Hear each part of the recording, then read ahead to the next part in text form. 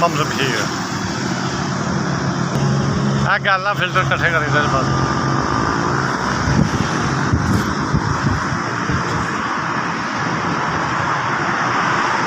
ਪੰਜ 600 ਲੱਭ ਜਾਂਦਾ ਮਾਲ ਲੱਭ ਜਾਂਦਾ ਨਾ ਲੱਭੇ ਨਾ ਮਾਲ ਛੁੱਟੀ ਹੋ ਜਾਂਦਾ ਮਾੜਾ ਮੋਟਾ। ਚਲੋ ਮਿਰਚਾਂ ਘੋਲ ਲਈਆਂ ਨਹੀਂ ਹਾਂਡੀ ਪਕਾਈ ਦੀ। ਮੇਰੀ ਉਮਰ ਕੋ ਹੈ 72 ਸਾਲ। ਆਸਰਾ ਕੋਈ ਨਹੀਂ, ਆਸਰਾ ਕੋਈ ਨਹੀਂ। ਮਤਲਬ ਇੱਕੋ ਹੀ ਪੁੱਤਰ ਹੈ, ਉਹ ਵੀ ਨਹੀਂ ਸਹੀ ਹੈ। ਮੇਰੇ ਨਾਲ ਕੰਮ ਕਰਨ ਵਾਲਾ ਬੰਦਾ ਕੋਲ ਪੰਜ ਧੀਆਂ ਨੇ ਤੇ ਜਾਂ ਆਪ ਹੀ ਖੋਤਾ ਖੁੱਤਾ ਰੱਖਿਆ ਮਾੜਾ ਮੋਟਾ ਤੇ ਬਸ ਇਹਦੇ ਨਾਲ ਗੁਜ਼ਾਰਾ ਚਲਾਉਂਦੇ ਆ।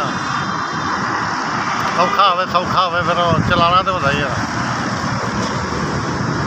ਇੱਥੇ ਆ ਮਹਿੰਗਾਈ ਦੇ ਦੌਰ 'ਚ ਪਿੱਟਣ ਪੁੱਟਣੀਆਂ ਹੋ ਰਹੀਆਂ। ਇਹ ਮਹਿੰਗਾਈ ਦੇ ਦੌਰ 'ਚ ਪਿੱਟਣਾ ਪੁੱਟਣਾ ਹੀ ਹੋ ਰਹੀ ਹੈ।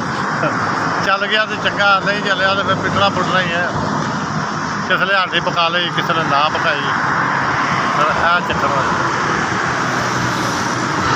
ਉਹ 3 4 ਖੁਸ਼ ਜਿੰਨਾ 4000 ਦੀ ਮਦਦ ਕੀਤੀ ਹੈ ਨਾ, ਮੈਂ ਉਹਨਾਂ ਦੇ ਬੜਾ ਰਾਜੀ ਅਤੇ ਬੜਾ ਖੁਸ਼ ਹਾਂ। ਮੈਂ ਅੱਲਾ ਉਹਨਾਂ ਦੇ ਬੱਚਿਆਂ ਦੀ ਖੈਰ ਕਰੇ, ਅੱਲਾ ਉਹਦੇ ਭਰਾਵਾਂ ਦੀ ਖੈਰ ਕਰੇ, ਬਸ ਅੱਲਾ ਉਹਨਾਂ ਨੂੰ ਬਹੁਤਾ ਦੇ। ਜਿੰਨਾ ਮਾੜੇ ਬੰਦੇ ਦੀ ਮਦਦ ਕੀਤੀ ਹੈ ਨਾ, ਅੱਲਾ ਖੁਸ਼ੀਆਂ ਨਾਲ ਉਹਨਾਂ ਦੀ ਝੋਲੀਆਂ ਭਰਦੇ। SBS ਤੁਹਾਡਾ ਭਲਾ ਹੋਵੇ, ਤੁਸੀਂ ਮੇਰੇ ਤੱਕ 4000 ਰੁਪਇਆ ਪਹੁੰਚਾਓ।